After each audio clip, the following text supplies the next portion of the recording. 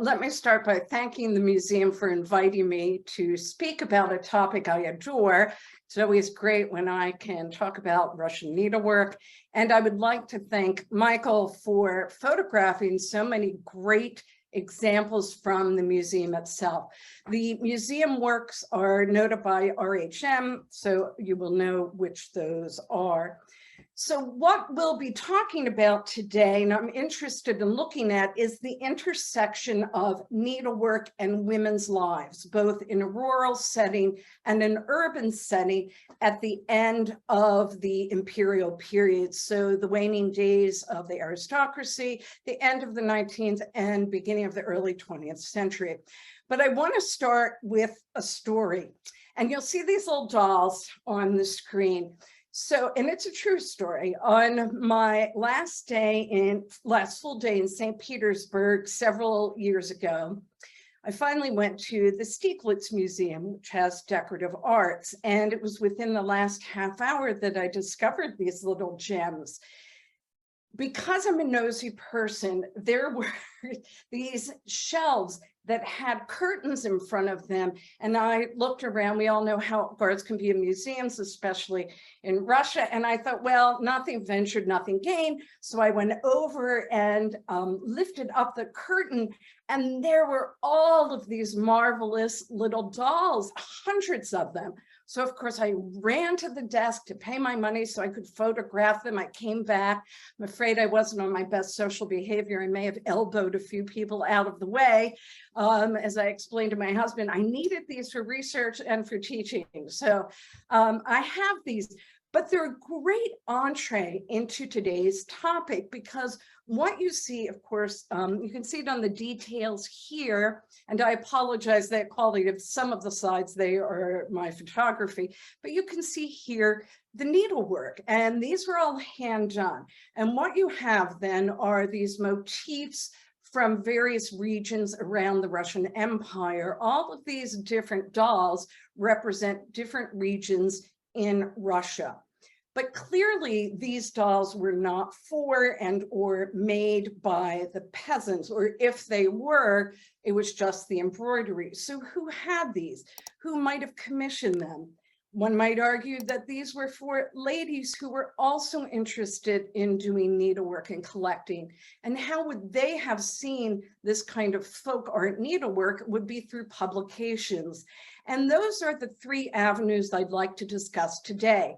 The peasant embroidery or national folk art embroidery, the publications that showed that and showed some other things, and then the urban, the lady, the aristocracy, nobility, or burgeoning middle class that would have also been creating items. And what we're really concentrating on are decorative items. So decorative needlework, such as here and here and here, that decorate the items. We're not really talking about utilitarian items such as knitting, although there is a place for that, obviously. I'm not talking about lace. That's a whole different topic. And if anybody's interested, contact me. I can give you some places to look. We're talking about decorative items, house and household items. And so I want to start with the peasantry, the folk art. And here I'm showing you Veneziano's peasant girl embroidering.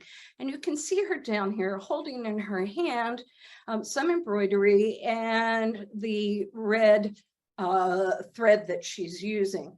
You will also note, and I will show a few of these, that in the high art, in fine art, in paintings, you see a number of works of peasants or needleworkers or ladies doing embroidery, doing needlework, which is itself its own topic. So here we have her in some of her clothing doing some needlework. And again, we're not really going to talk about clothing, but I do want to show this. And if you're interested in the clothing, Alison Hilton in Russian Folk Art does an excellent discussion of all of this. So head to that. But I will take a moment to talk about these. Now, I'm going to refer to them as peasant women. Peasant women, when doing embroidery, often did it for themselves, or if they did it for an estate, they were doing it at the direction of the lady of the house, if you will. The clothing items were decorated with embroidery, and here you can see they're down the sleeves and down the front and on the skirt, because those areas that would be seen would have the most embroidery. These kinds of outfits were worn on special occasions.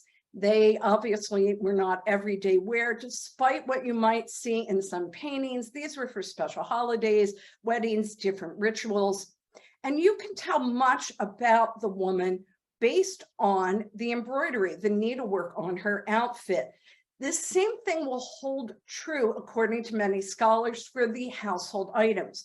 So you can often tell the general age of the person, their marital status, their familial relations, the region from which they hailed, and all of these can be told by reading the embroidery.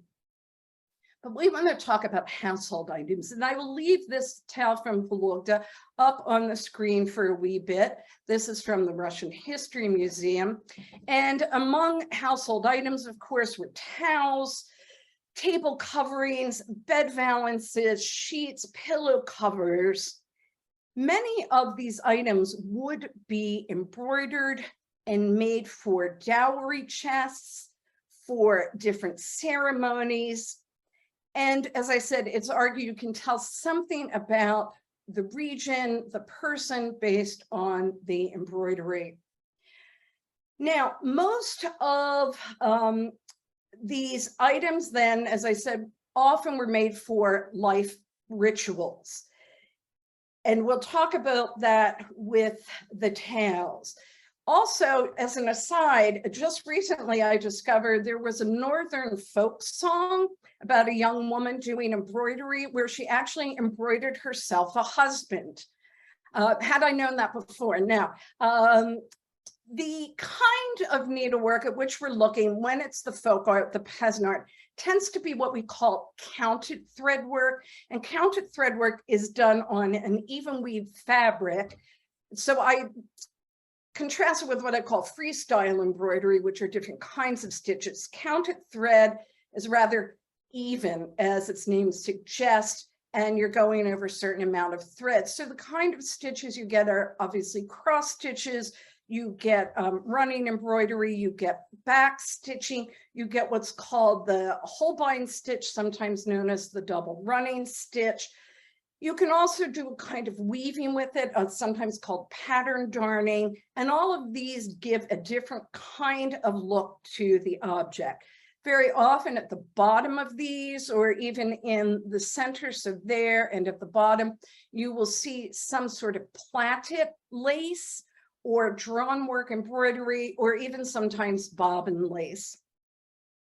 How they were doing this was, as the young girl in the Veneziana, and if I go back, you can see she's holding it in her hand. That is one way.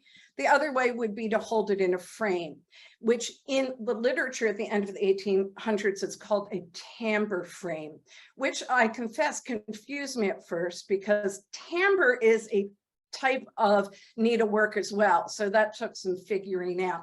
What you'll mostly see with the tambour or the frame are actually ladies using that. It might be because it is easier to walk around and do things if you're holding the embroidery in your hand. Also, it's one other item you don't need to have if you're a peasant to do your embroidery. You can just hold it in your hand. The different materials used would be flax cotton, flax linen, and cottons. That is mostly what you had. Sometimes you would see silk, but that's going to be rare. That would be expensive. Rarely would you see wool. Now, as I mentioned, you will see some sort of plaiting or crochet lace sometimes at the bottom. Once you start to get rickrack produced by factories, you will see more and more of that.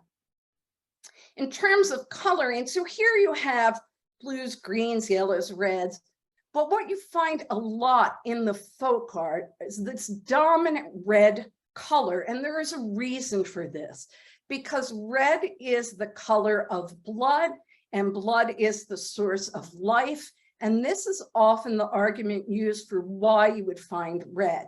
Now, of course, another reason is it was a dye that could be created. So one way that you can tell from where certain items come are based on the colors of the thread, because of course, you know, they didn't have any kind of Michael's store to run to and get these threads in a variety of colors. They had to make them by hand. So they're having to use natural materials, what they have in the region, to dye these and then produce them. Once, of course, you start to get chemically produced dyes more widely available, you will see an introduction of more colors in folk art. But traditionally, you have a lot of red being shown. And different motifs, again, will be based on which geographic region. And of course, the time frame. Different things wax and wane like anything. Very often, and you can see it here, there is a lot of balance, a lot of symmetry in these works. And here I am showing you a towel, the towel end. Towels could be used for a variety of reasons. We will look at some of them. They could be used on bread and salt trays. They could be used, as you know, in the beautiful corner around an icon. Towels are said to be one of those items that people use throughout their whole life. So it could be one that could welcome a newborn, then be used at a wedding. Some sources even say that the women would make towels to give out to guests, and then to cover a body in it at the end of life for burial. So this embroidery is being used from birth to death in the rural countryside, right? So this kind of towel. Now, what you're seeing on this towel is a favorite motif that you find in a lot of, not just the embroidery, but other kind of folk art, right? You can see it in distaff paintings, you can see it sometimes on gingerbread presses, you can see it in woodworking, you can see it in basic paintings. Different regions, different scholars will call it a different person, but I'm calling it the sort of earth mother type. So this fertility figure, if you will, she's often shown, here she's not, here she's holding the bridles of the horses. She's often shown with upraised arms, which then we would think, and you'll see that in a moment, that it might be, if I go forward here, she has her arms raised up. Then you might think, well, that's an Iran's position, which it's similar, but all of this came before Orthodoxy was introduced to Russia. This Earth Mother type, this fertility figurine, has a long history. Some scholars argue that that one figure is a triad, a triumvirate, representing a virgin, then a mother type, then the wise old lady at the end. And it is from this mother figure that all of life in the countryside comes. So one reason it's argued she's holding the reins of the horses, and you can see here, there's sort of the reins of the horses, is to show her mastery over animals. And then you can see a number of plants below, and these little plants to show her mastery over the fauna. So she's in charge of flora and fauna. She is then invoking very often, especially with the upraised hands, the different elements that are needed for agriculture, which is very important, of course, in the rural countryside. So it makes sense that you would see her and her attendants, as it were, in these embroideries. You will also note the two figures here. Again, I will point out they're very symmetrical, very balanced, like twins. Very often they are read as supplicants to her, that she is then the mistress of the social order, and these are supplicants invoking or praying to her to bring what is necessary for the agriculture. So you can see how this would relate to ideas when Orthodoxy comes of the Virgin Mary, right? To intercede on their behalf, there was a tradition of this. This idea then of worship of the Mother Earth makes sense within the context. In fact, it is through these kinds of embroideries that Joanna Hoobs, a scholar, is looking at 19th century embroideries to discuss the whole idea of the great goddess in Russian myth and folklore. Now, you will also see here little birds. You will also note they tend to look like each other, and they're not very naturalistic. They're what we would call stylized, somewhat abstracted. Again, this will depend on the region. Sometimes you'll see a more naturalistic representation, but I have yet to see any that look like any of us in the audience, right? So you tend to see this abstraction. You will find a lot of birds in this, also related to agriculture, and you will note these repetitive bands of geometric shapes that occur over and over. And you will note there at the ends of the towel. So, and I'm going to demonstrate here, when you hold up a towel on a tray or some offering, it would hang down on the side, and that is where you would see the decoration. And I will note, this is a little, has Russian on it, so I used the appropriate towel for this demonstration. So you would have that on the ends where it could be seen, because you don't want to cover up the embroidery. Also, this geometric patterning makes sense when you're talking about a counted thread embroidery. And I do want to show you quickly the spring welcome, this embroidered towel. Now, this, oddly enough, has silk on it. So this is somebody who spent, a little extra money to get the silk, to have it be appropriate. And here we have, again, the horses on either side, the supplicants, and then the Mother Earth in the middle, and it's spring welcome. And so here you have the Mother Earth welcoming spring, which again is necessary for survival in the countryside. This, of course, many of us in the audience are familiar with what is called the beautiful corner, where you hang the icon. Many towels were created for this. Now, that is not to say every home in Russia was Orthodox, but by and large, with the peasantry, that would have been the case. And so here you have a rather elaborate towel. This is found in the Ethnography Museum in Petersburg. So sometimes you'll see the towel covering the icon. Sometimes it will be underneath of the icon. And then I want to show this towel from the museum, because this was made in 1909. And so this is one of the sort of bread and salt towels that you would have on a tray, making an offering. We know bread and salt is a way of welcoming. This was, it's argued, used to present bread and salt to Nicholas II during the 200th anniversary of the Battle of Poltava, with the festivities in 1909. And at the very top, the Betsehe, meaning God save the Tsar. And this is typical of the kind of imagery you would start to see toward the end of the century.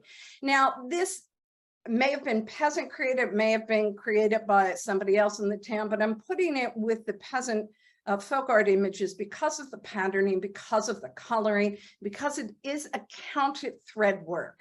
So it may have been from that. You can also see, and here again, I'm showing you something from the museum. This, it may be a table cover of some kind, it may be a towel, because the middle is empty, but you will note, again, it's very symmetrical, very balanced. You have the geometric shapes, you've got this sort of crochet lace around the edge, but again, you have these alternating male and female figures, and the female with their hands raised, again, this Mother Earth type. So you can see these kind of items occurring again and again as part of life cycles within the rural element. This item was made in the countryside, and this is unusual because of the blue and white, and this is not counted thread, this is more freestyle embroidery. Also because it has words on it, Now, this was said to have been given to Grand Duchess Elizaveta Fedorovna from the peasants in this region. With the wording, it might suggest that this was directed from somebody higher up in economic class, if you will, in the region because of the low literacy rates with people in the rural area. This was not found until the investigation of her murder site in 1918 or 1919. But I wanted to show this to you, A, because it's from the collection and it's great, and because it's something that we don't often see with the rural folk art embroidery. And this is a towel, another towel from the museum. And here what's interesting is this double-headed eagle. Now, we all know the symbol of the double-headed eagle. You don't see it as much in a rural context as you might see a double-headed bird without a crown on it. But we're placing this under folk art because of the counted stitch, because of the coloring. But this could have as easily have been done by an urban lady or a lady of means as a folk art. But how would they have seen this? They would have seen it through publications that occurred at the end of the 1800s, which we'll talk about in a moment. But before we leave the countryside, one thing to also note is that many of these patterns were passed down from woman to woman, mother to daughter, grandmother to granddaughter. They did not have pattern books. They also did not make, as you would see in the West, samplers. Samplers really seem to be an Anglo invention. You see it in America, you see it in England, but we don't have that kind of thing here. They would have known the patterning. In addition, peasants would have been able to read the visual imagery. They would have known what the double-headed bird meant. They would have known what the earth mother meant. They wouldn't have needed some art historian to stand there as they're presenting their bread and salt to explain what it was. As I often say to my students, you know, if I put up yellow arches, they know it's McDonald's. If I put up a swoosh, they know it's Nike. But put them in Mr. Whoopi's time machine, take them back in time, they're not going to know what these are, and vice versa. So they are contextual, and they would be understood from the people of the time.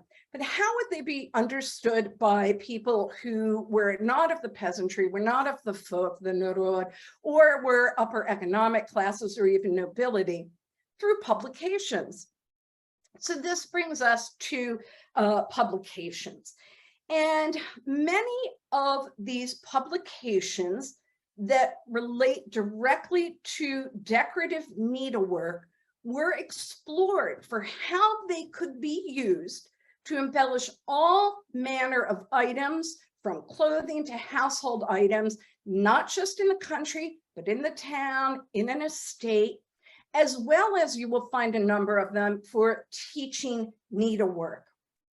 While the specific popularity of different stitches, different patterns waxed and waned, in general, decorative needlework crafts were featured regularly in books and journals for women and guides with increasing frequency toward the end of the imperial period.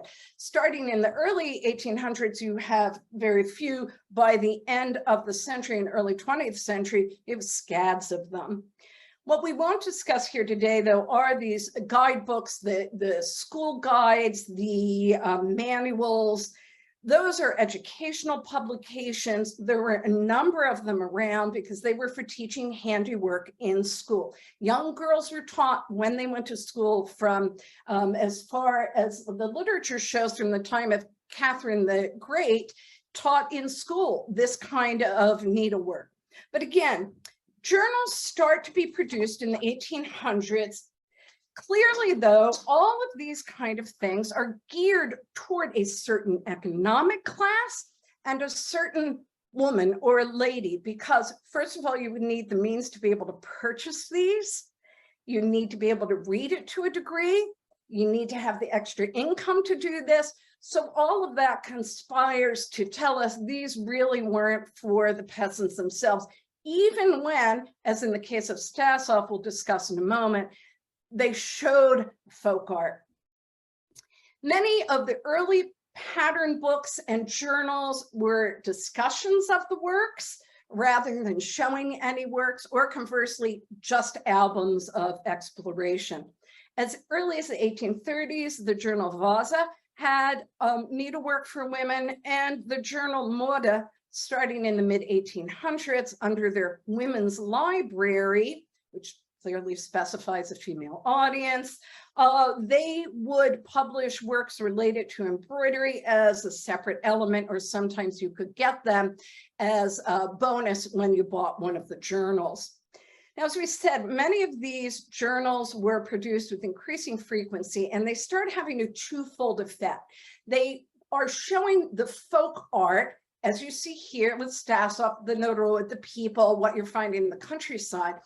And at the same time, they're showing what is very often called a neo-nationalist or neo-imperialist look, what you get at the end of the 1800s with Alexander III. So that looking back at medieval Rus, at the boyars, and those combine to create a number of needlework publications available. You also start to see a revival of both of these things with the fine artists at the end of the century, because again, it's part and parcel of the context.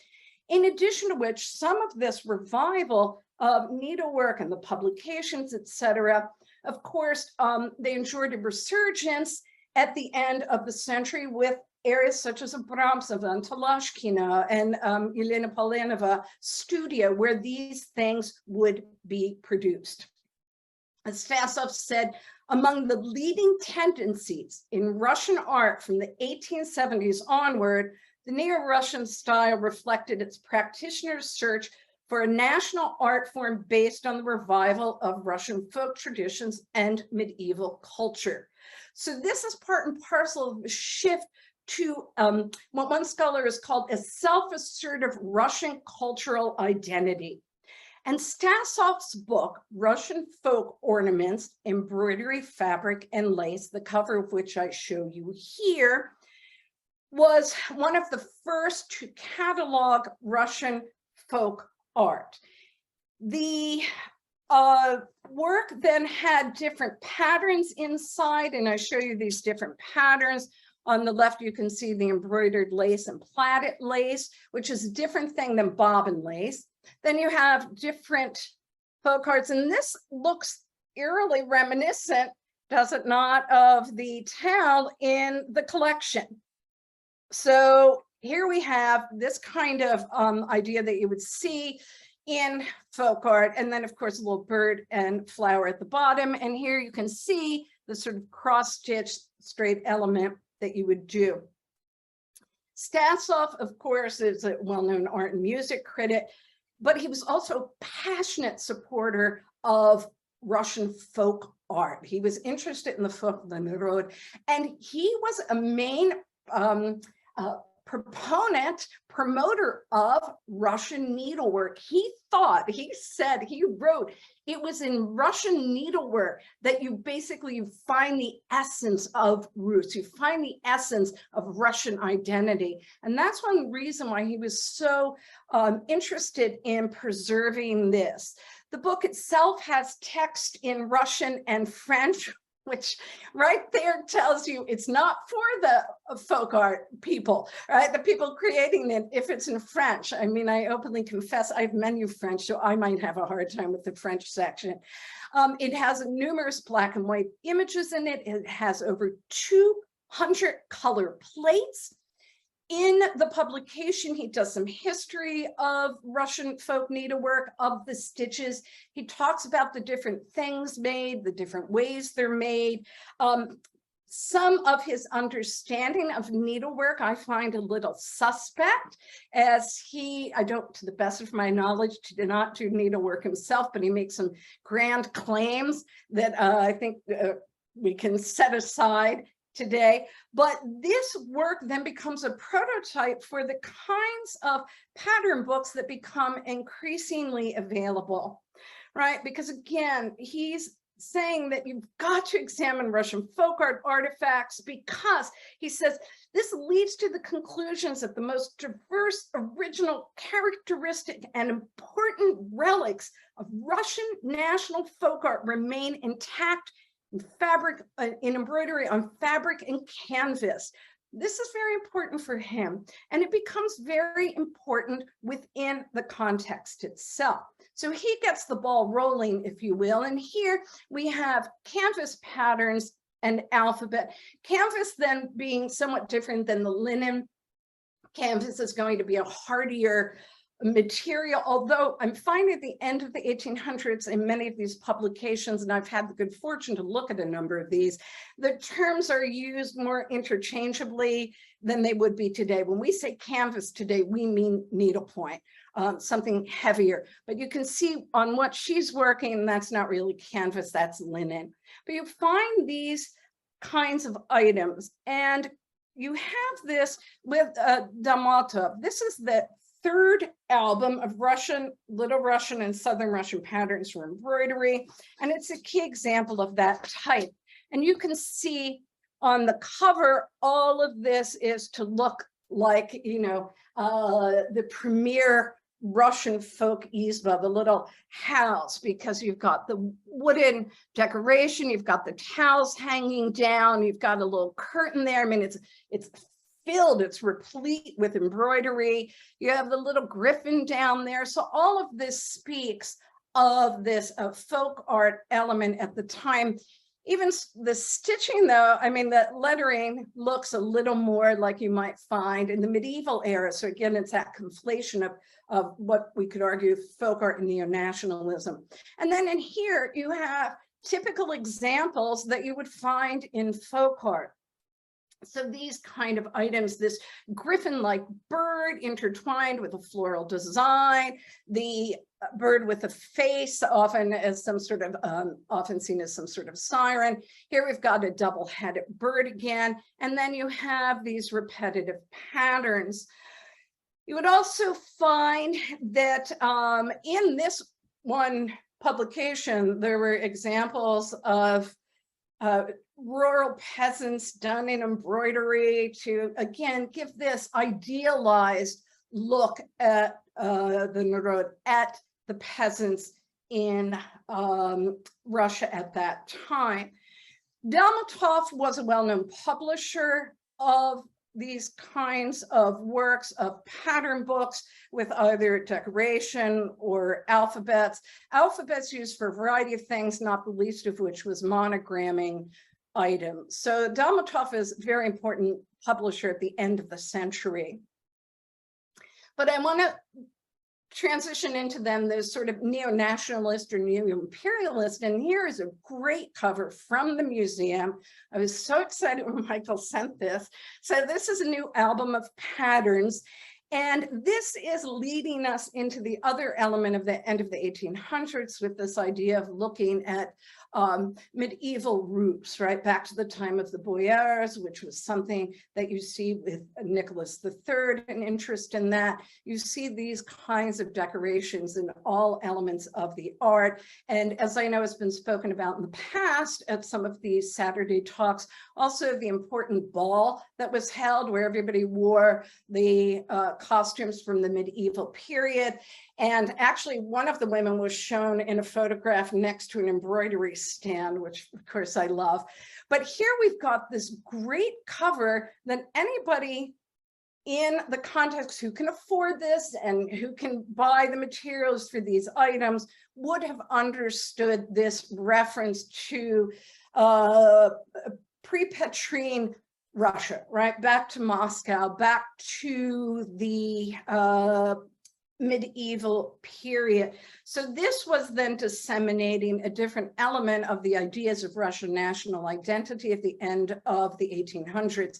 And here you can see her presenting a towel with the birds at the bottom to, obviously with their head bowed to her lord and master, as it were, as he sits, you know, what did they call it for a while on New York metros, right? He's got that man spreading there. He's all looking at her, and you've got this decorative little medieval area. Again, this idealized version of this. But these kinds of publication, and this is a page from the publication, help to disseminate these to a wider audience. Like materials for the folk art elements, pattern books such as these, and I show you, well, I'll leave this on for a second because you can see with these monograms, and this one has a crown on it, these are clearly for ladies of means because you have to be able to purchase it. You then have to be able to make items that would incorporate this. You don't need this if you're a peasant creating a towel for your bridal dowry. So these kinds of items were clearly for urban folk or women of the nobility, because not only did they have to buy it, but they had to buy the materials to make these items, and that's not usually in the household budget of a peasant, despite the little bit of silk that you can sometimes see. We would call this today maybe hobby money, and they just didn't have that. So a number of publications then from the end of the 1800s to the early 1900s shows this nostalgia for traditional Russian imagery. Many of these kinds of albums existed. This one again with the kokoshnik on her head, the braid down the side. Look how happy they look doing their needlework, right? So I don't always look that happy because I'm not always that good at it. But here it is, you can see they've got their threads on their bobbins and they're needleworking away, and it's just lovely. And so this is also part of the package, that by doing this, you are taking part in this great tradition of Russian national identity going back centuries. So it's all tied up in there. There's a lot going on here. So this is an album of patterns for embroidery on canvas. Again, many of these inside would be typical that you would see in folk art or medieval manuscripts. Sometimes you would see more contemporary items, but on the whole, you would find these. It also becomes that what you start to see, and one scholar has noted that needlework designs start to become an obligatory part of women's journals. So any kind of journal that might have been geared toward women would often have something to do with needlework in it. And also, oh, and this is just some patterns to show you. This is a photographic example. And you can see this is what we call white work, and these little eyelets, which are difficult to do. And you don't see that usually in peasant embroidery. So this tells us, again, this was geared toward a certain economic class and a class of a certain social standing. But I want to show you these fabulous little, these were freebies that you would get for patterns when you bought perfume or soap. And so this was a little free thing. It was almost like, to me, it's like bubble gum and baseball cards, right? You get the bubble gum, but you're buying it for the card. I would most likely buy the perfume for the pattern, but many women bought the perfume and got the pattern. But this was another way to promote these kinds of needlework. And sometimes these patterns, of course, would be produced by some of the publishers of the journals and books themselves. So it's all tied together. But you also then start to get other kinds of publications. And I just want to quickly show you this one from the middle of World War I. So, well, early start of World War I. And you can see a different kind of needlework being shown in this. But what you have here, and it's in the middle of the war, and there were certain deprivations already occurring in 1915, and things aren't going as well as they hoped. But what you have here is this promotion of this idealized, traditional feminine type, which is typical that you see worldwide during times of upheaval, which this was, she's sitting there nestled near a window, just concentrating on her needlework. And you can see this kind of imagery in painting as well. And here I show you Boris Musatov's woman embroidering. It's a similar kind of thing where you see this lady of a certain means dressed up, just concentrating. Now this says woman embroidering, but really here she's just holding it. But this kind of thing that you see here and you see here, you can actually see it in real life. And here we have a great example from the museum's collection showing the princess working on her embroidery. And if you look at it, there's a real similarity to this and to this. Maybe the clothing differs a bit, the hairstyle differs a bit, but it's clearly a lady doing a certain kind of needlework.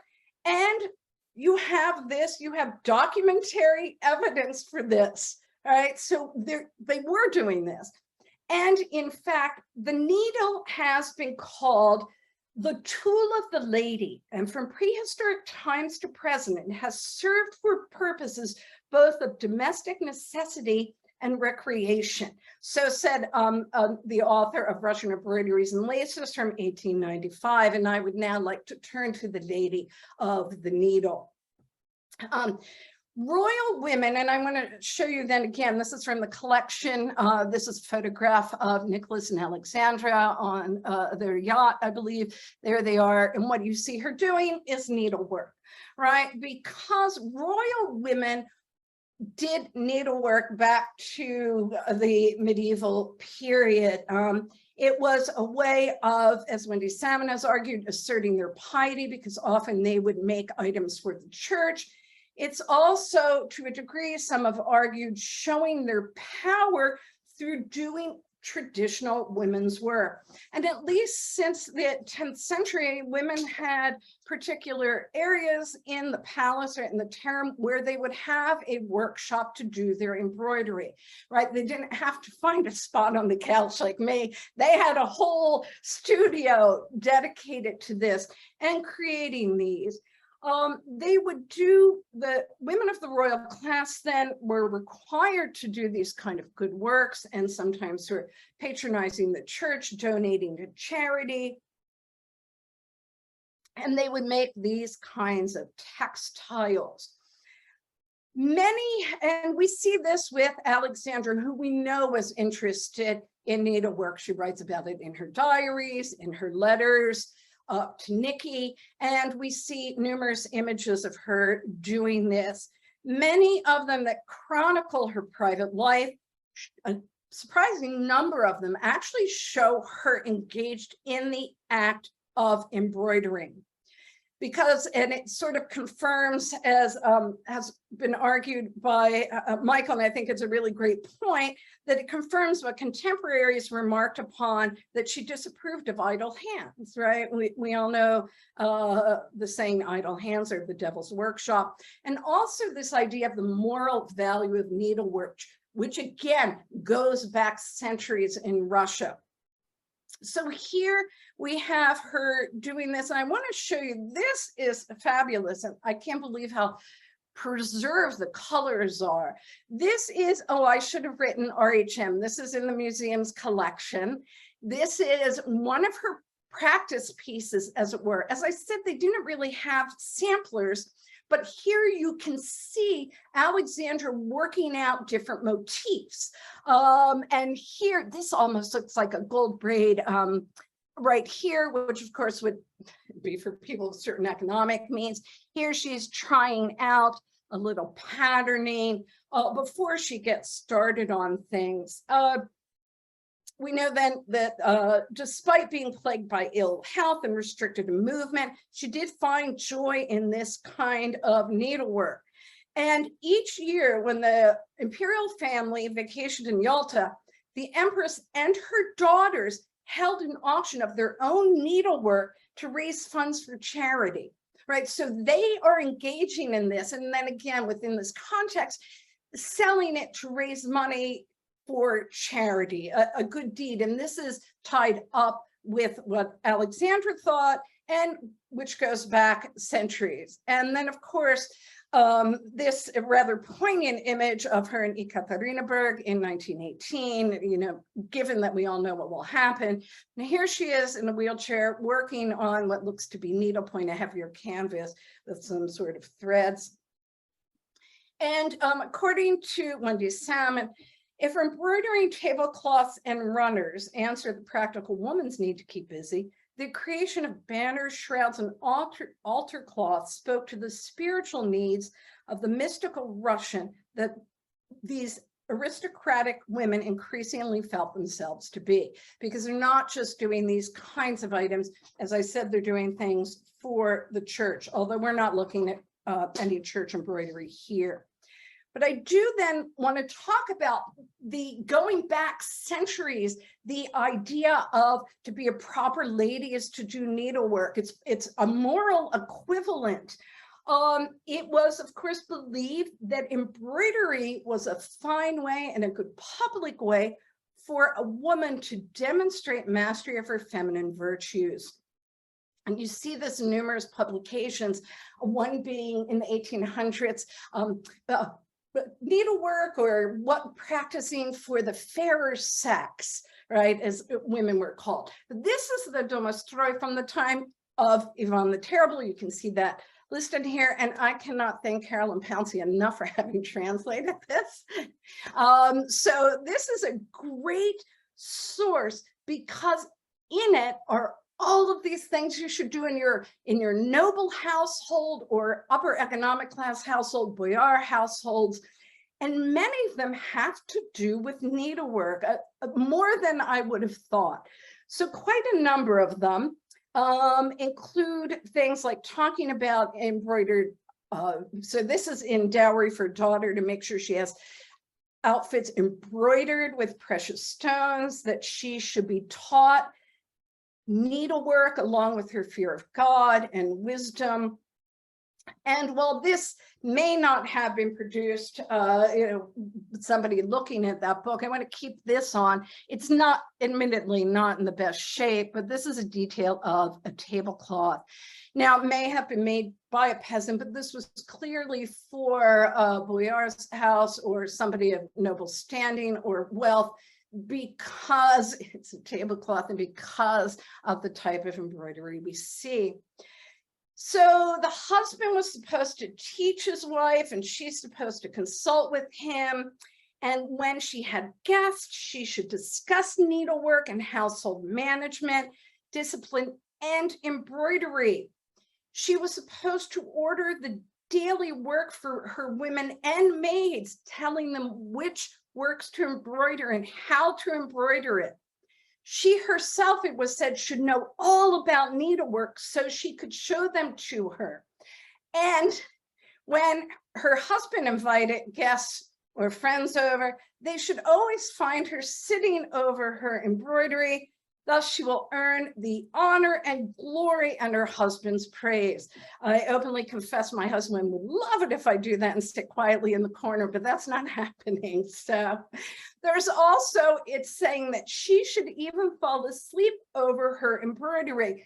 That's all well and good, but that's clearly by somebody who doesn't do embroidery, because if you do that, you're bound to poke your eye out, right? You don't need that. But these are the kinds of things that were being said and put in writing the time of Ivan the Terrible. You also can see some of this, and here I'm showing you a sheet fringe. Something this elaborate would have been for the owners of the estate. Right now, it may have been made on the estate by peasants, but it is very unlikely that a peasant would have this kind of sheet fringe. You will see it on occasion, but those were not your dirt poor peasants, right? That was not the hoi polloi, the average peasant. There were diaries by a provincial gentlewoman of means, and this has been all explored by Kate Antonova in her research on, it's called An Ordinary Marriage by Oxford Press. It's really fabulous. And in this, she analyzes what this provincial gentlewoman is doing with ladies' needlework on an ordinary estate. And Kate has looked at the private diaries. In these diaries, the lady of the state, Chikacheva, reveals this multi-layered hierarchy of textile work.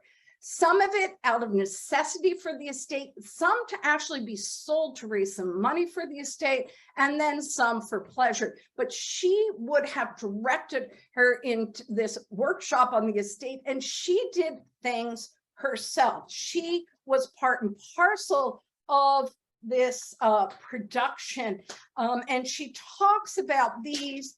And throughout this diary, she catalogs her activities from knitting and spinning and lace making and sewing and all of these items, which again, the Domostroy says the woman of the house should know how to do these so she could demonstrate them. We see even by the end of the Imperial period, Alexandra and her daughter still doing that to show a proper lady. And I wanted to show you this painting by Argonov. It's a portrait of Tolstaya. So this is from the 1760s. And here we see a lady this early in Russian art shown with her needlework. And here it's probably some sort of tatting rather than knitting, despite what Elizabeth Vigée-Lebrun, the French artist who lived 8 years in Russia, having left the French, she had to leave during the French Revolution because she was aligned with Marie Antoinette. She'd been one of her court painters. She claims to have seen ladies knitting at the opera. My guess would be they weren't doing the kind of knitting when I make a sock. They're probably doing something more decorative, and most likely they're doing this kind of tatting, because this is what you see in the imagery. Tatting is making little tiny circular shapes. Here, maybe it's a kind of knitting, a little miser's purse, but again, this would be a leisure activity. This would not be for something utilitarian. And I do want to show you these because, and those of you out there who are art historians know, one of the great things about our field is we can show things we love, pictures. This is it. So even if you're not thrilled, I always tell my students with the lecture, at least you have nice things to look at on the screen. And these are fabulous. And again, I found these by accident because the beadwork, my initial encounter with Russian beadwork from the 1830s and 40s was in the History Museum in Moscow. I had not really known it existed because with all of the journals that were produced and all of the publications, none of them discussed beadwork, especially the early ones. And beadwork seemed to have been at its height in the 1830s and 40s. And this is clearly for the upper economic class for obvious reasons. First of all, a peasant doesn't need a miser's purse, right? They barely have anything to begin with. They don't need a reticule. They're not going, you know, this isn't Jane Austen. They're not going out to tea and taking their bag with them. Also, to be able to afford all of these beads would have come from probably Japan at this point, but they may have also come from areas of Eastern New York today. And you need scads of these, and they're tiny, and you have to have the time. This is not something you can do while you have to get up and turn the bread and go out and check on the chickens and milk the cows and clean. You just can't do it. Plus, every time you get up, believe me, I know this from experience, you get up and then the beads go all over the place. So it's a car wreck. So these are clearly for women of means. And these seem to be embroidered beadwork. There are two ways to do beadwork. You can embroider with it, or you can sort of knit and then add them. But they're really quite fabulous. And these are from the Hillwood Museum in Washington. And these go around the glasses. Now, I have seen this exact pattern in beadwork on a number of objects. So my guess is it had to be from some sort of pattern, and it seemed to have been popular at the time because you see it in a number of items. And I do want to show you this beaded belt from the collection. I was thrilled when Michael sent this. Now, this is for St. John. It's a liturgical, but I did want to show it because it's beadwork. It's in the museum, and it's really quite fabulous, right? All of these little beads so tightly put together. It's remarkable. You could even do it as a picture, and this is from 1848. So again, and this, of course, is a little pre this neo-nationalist style. But what you have here, again, it's looking at medieval Rus, looking at Muscovy, right? This is St. Basil's Cathedral. This is Old Moscow, 1848. Where's the capital? It's in St. Petersburg. But this is beaded work. This is beaded work. This too is held at Hillwood. And it's just a design. And what is this then? It's for hanging in a home, right? This is just for hanging up. This is just for decoration. So again, it's for a certain economic class. I also just want to show you this lovely little cross-stitched case, this needle pointed wallet. Here you've got all kinds of decorations. Again, you need a little more time to get all of this finessing, right, than a repetitive pattern that you see in folk art. This notebook cover, peasants aren't going to have that. And I want to show you this lovely eyelet bag from the museum. This kind of bag is done by women of an upper economic class, clearly. We know that because of the eyelet, the embroidery, the white work. This is not something you could do in a peasant home, really. And it was probably, you can see it's a bag of some kind, so it's probably used to hold something. Now, we know that women of all social classes did needlework, but it was indispensable for a lady of a certain economic class. It showed who she was. It showed her feminine virtues. Also, sometimes they would display their needlework in a frame at the window. Now, again, first of all, you have to have a nice window to do that in a nice frame, and you have to live someplace where people can see it. And they would put up and show their work in progress, which I wouldn't do because it would be the same thing for a couple of years, but it was a way to do this. They also made these kind of keepsakes, these wallets, these little notebook covers, these kind of bags for relatives and acquaintances, for, different holidays to show their love. And when you would visit each other, as was talked about in the Domostroy, and we can see this in high art painting as well, when you visit on another rural estate, you bring your needlework with you. It's what you do. You don't just sit there idly chit-chatting. This was said to be the most common form of leisure activity, no matter the economic circumstances in the city.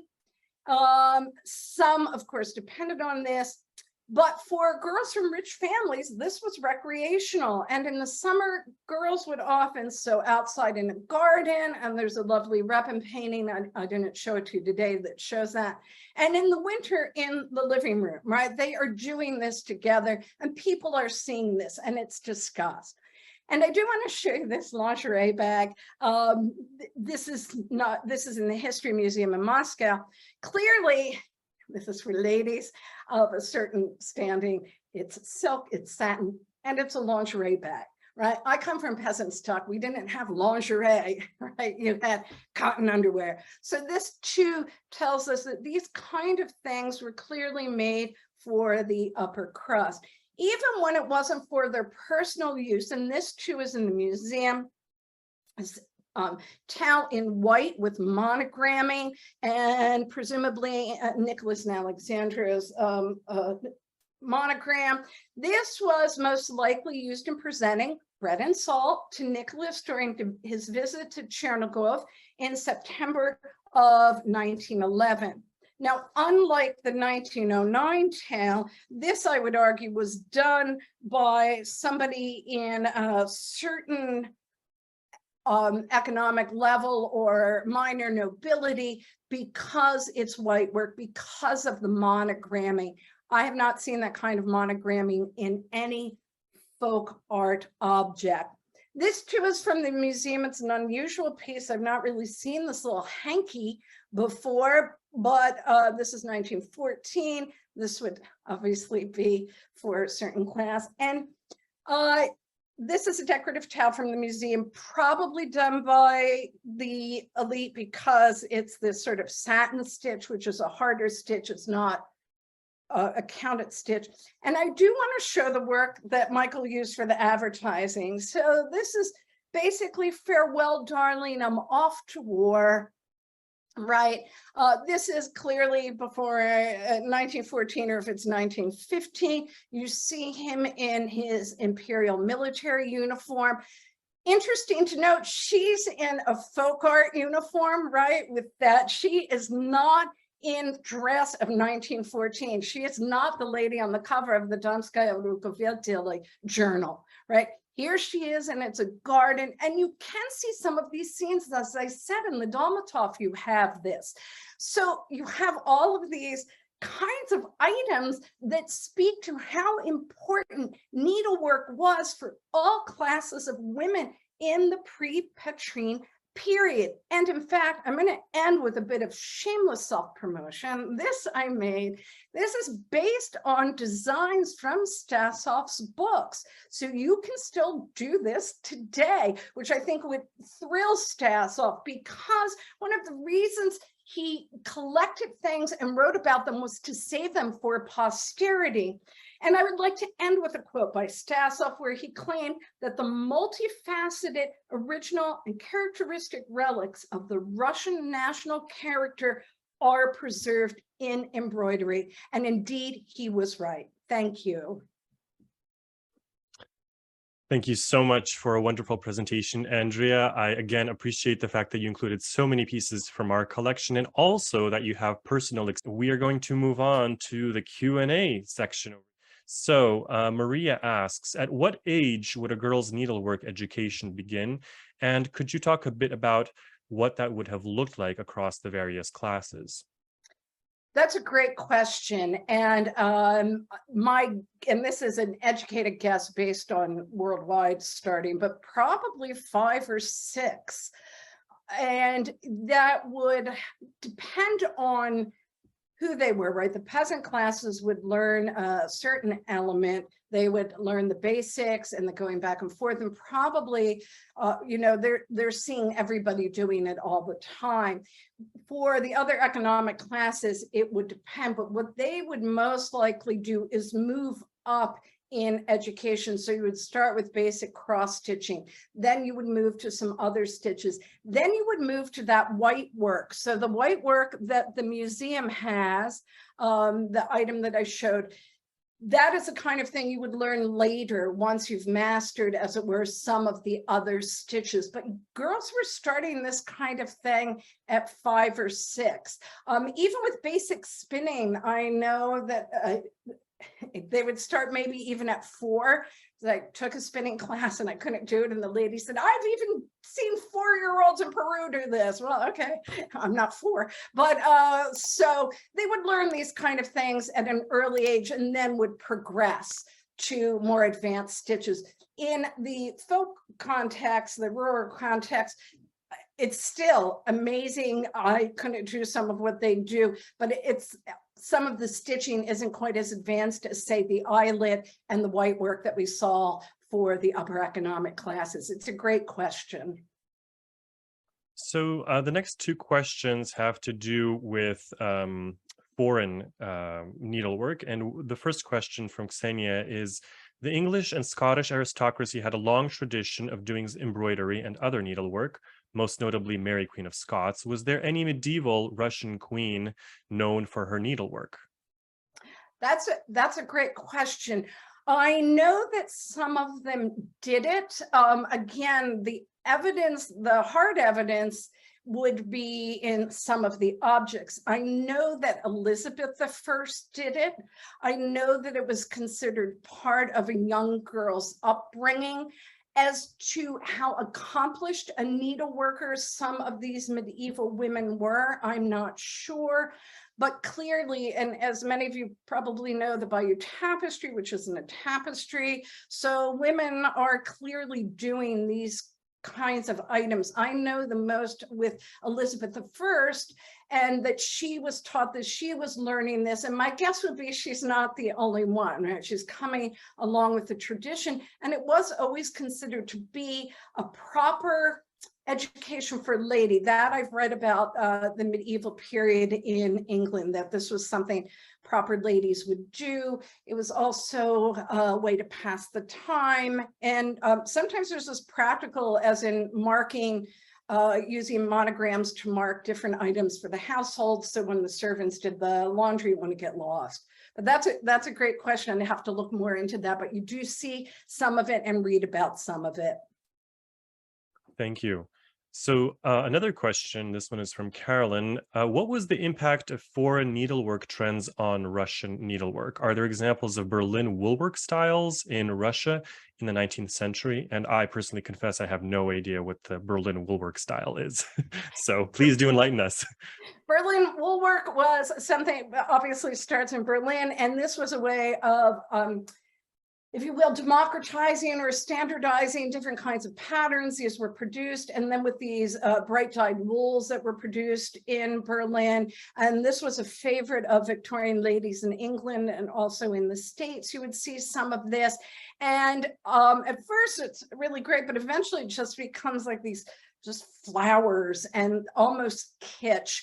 And sometimes you could actually have an image I show my students, you could actually buy it where the whole flower was done and all you had to do was stitch the background, which seems like cheating to me, although I'm almost there. But so the Berlin woolwork, it's a great question, Carolyn.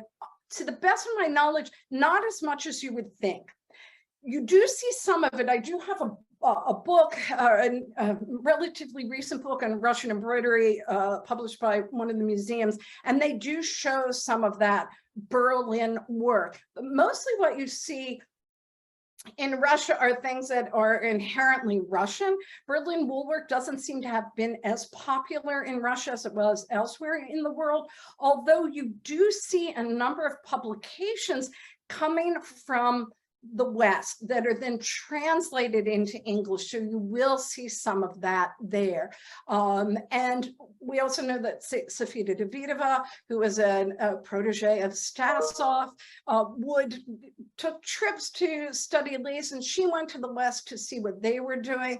But to the best of my knowledge, Berlin woolwork wasn't the craze it was in the West, but you will see elements of it, and produced for the same sort of purposes in the West, for household items and for utilitarian purpose, for a pillow or a brick stop, those kinds of things, rather than a decorative towel, right? Because with all that wool and canvas, it's really best used for certain items. But yeah, that's a great question. Our next questions, there's two questions about Stasov, and the first one from Anya is, are any of Stasov's patterns currently available? And a follow-up question from Allison, who thanks you for a great presentation and for a blend of practical information about techniques and the broad contexts. And her question is that you've emphasized Stasov's dedication to national culture, and perhaps add his championship of women and education as keys to preserving culture. Would you agree with that? Oh, absolutely. And I've talked about that elsewhere, especially with Davidova. First of all, yes, you can get some of these patterns today. And in fact, the year, I think it was 2013, maybe, there was a publication in Russia where they did a facsimile of the 1872 book. So, which I was thrilled to get, and, you know, bought it the minute I found out about it. So you can find those. Also, Dover Press, I think sometime in the 80s, did Vladimir Stasov peasant embroidery. And I know it's here someplace, but I don't want to take time to look for it. I have it. I'm happy if you email me to send you the information about it. And seriously, if anybody's interested, I can send my pattern for the bird. I have to lay hands on the little human figure, but the bird I even have made students do for worldwide needlework class. But yeah, you can find them. And absolutely, Stasov And I've worked on Stassoff a bit, and I hope I'm not getting what they used to call the fiance complex. I mean, really intrigued by Stassoff and his championing of women and of needlework. He did that with the folk art, and a lot of those things came from his collection. I mean, he amassed it over, according to one contemporary scholar, over a 12-year period. He also was very interested in lace, but he claimed he didn't have time to do it, so he sent Sofia Davidova out on, this grand adventure to catalog Russian lace. And he supported her and wrote about the lace and the things she was doing and the different schools to further promote these items. So absolutely, he was a champion of women's work and of some of the women involved in it.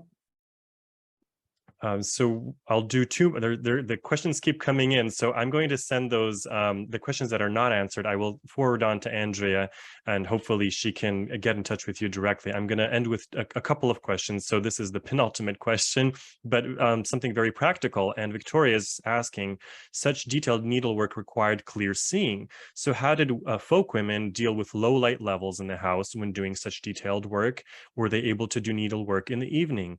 And if they could they afford eyeglasses? Or rather, if they couldn't, how did they feel about their eyesight failing as they aged? That's a great question. And one of the things would be they would sit during the day as close to a window as they could get. Again, they're able to walk with some of this needlework if you're holding it in your hand. At night, my understanding is they would have to sit as close to the fire as they could. As we all know, they're not going to have a bunch of lamps, but on a nice day, they could sit outside. It also, of course, some of the things might be made by some of the women who aren't going to be out working in the field. So that's something, or young girls who are being taught who aren't working, doing certain things that the other women are doing. And you're right, it's amazing that they produced what they produced given the conditions, because some of that even weave fabric is so tight. I marvel at how they could do it. In terms of glasses, that I don't know. I would have to defer to somebody else. My guess would be it would depend on the year and how old they were. I know that sometimes it was discussed with bobbin lace that they couldn't do the intricate patterns they used to because of eyesight. And of course, today, what we would consider old and failing eyesight would be different back then, right? I would be, back then, I'm much older than I feel, or I would think I am today. But yeah, it is a marvel that they were able to do what they did. Great. So the last question, which is actually, I will be melding two questions together. So Louise is saying, thank you, Andrea, for a brilliant presentation. My question for you is, embroidery is so often women's work, but were there cases of men embroidering too? For instance, in particular social or cultural context or types of object? And a follow-up question from Laura. There are many examples of women's needlework in storytelling and mythology, turns of phrase, and even the needlework itself. Have you found that the needlework you study was a way to express or transmit women's history and voices? So two parts of the question. Did men do any embroidery? And then how does this relate to the expression or transmission of women's history and voices? Those are both great questions. With the men, to the best of my knowledge, not for any of the things that I'm showing you, right? All of these are decorative items for the household, items that the women would use. They're the ones doing the bread and salt ceremonies, wrapping the newborn. It might have been in some of the workshops that were set up in the 1600s, 1700s, even as early as the 1500s, that men may have been involved, because I know that in the Western context, men were involved. And sad to say, that's when it was considered a high art, right? By the time you get to the 1800s, it's considered a minor art. And Rosiska Parker and Griselda Pollock, of course, have written about that beautifully in Craft and Hierarchy of Arts. But to the best of my knowledge, not the kinds of things I'm showing you. That's not to say they weren't involved in professional embroidery. Maybe, as somebody in the audience may know, with some of the liturgical items, But for the kinds of things that I study, they're really not involved with that. They may have started to be later in life, or, you know, after a certain period in the Soviet context. I still have to check on that, because I know in England, you would, and the United States, you saw men knitting in during World War I and World War II, but they're not really doing that. And in terms of storytelling, so I would encourage you to look at Joanna Hoob's book, because she is looking at embroidery for how it tells stories. And just that little bit of that Northern song that I mentioned at the beginning, that I just found the other day, that she talks about embroidery in the song. It's this story about her embroidering her husband. We know that with Baba Yaga, right, she's sending out for needle and thread, so it's in there. Some scholars have argued that the mother goddess, earth goddess figure in her older incarnation might be Baba Yaga. But this kind of needlework that you're seeing, those stories of fertility, of the mother goddess, that is played out. And again, the Noroa, the folk people, the rural people would not have needed that spelled out for them. So in some ways, it's hard to find that information in the contemporary literature. But yeah, there's so much going on with needlework, and I think we don't always think about that, but even just one work, I mean, just this one work alone, with the war and the end of the century, and she's in the folk art costume, and where would they have seen that, and who made this? Most likely somebody of a different economic class than a peasant, because, you know, it's just sort of decorative, and there it is. But yeah, these have all been great questions. Thank you. And again, thank you for inviting me. You can probably tell I love to talk about needlework, so thank you. Well, thank you, Andrea. This was a pleasure. Thank you to our audience for the great questions and the follow-up. And I hope to see all of you at next month's lecture. Again, thank you, Andrea. This was a fantastic presentation. Thank you. And everybody have a wonderful weekend.